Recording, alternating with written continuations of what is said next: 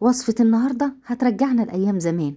أيام لما كنا بنرجع من المدرسة ونفتح باب الشقة نلاقي ماما عاملة صينية بطاطس باللحمة ريحتها جايبة البيت كله، ونبقى جعانين جدا نرمي الشنطة كده ونجري نغسل ايدينا وعايزين ناكل على طول.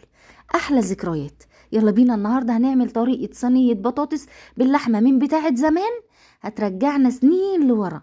ويلا بينا نقول بسم الله. شايفين الجمال؟ يلا بينا. انا معايا اللحمه بتاعتي قطعتها مكعبات، وجبت بصلايه مبشوره وشويه ملح وفلفل، هدعكهم كويس واسيبها مركونه حوالي نص ساعه.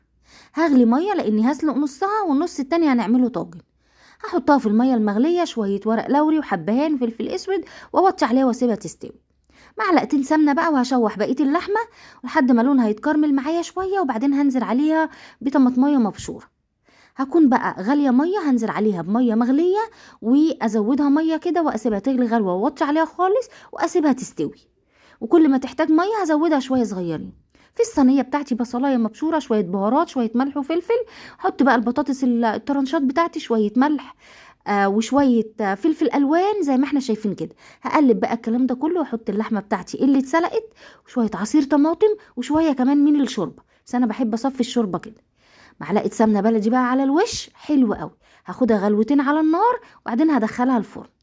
اللحمه بتاعتي خلاص استوت اللي كنا بنشوحها. احط بقى شويه فلفل الوان، وكمان هحطها بقى في الطاجن بتاعها، وبعدين هدخل الصينيه والطاجن الاتنين في الفرن. هعمل شويه رز بشعريه زي ما احنا شايفين كده وعارفين كلنا طريقته. شوحت الشعريه وبعدين الرز، شويه ملح وميه مغليه، اسيبه يغلي واوطي عليه لحد ما يتشرب. وطلع معايا بقى احلى طاجن لحمه واحلى صينيه بطاطس. بجد اللحمه دايبه وطعم زمان وحاجه كده خطيره. الريحه كانت قلب البيت كله. شايفين صينيه البطاطس؟ افتكرتوا ايام زمان. بجد خطيره، البطاطس دايبه واللحمه دايبه وفيها طعم زمان وخير زمان.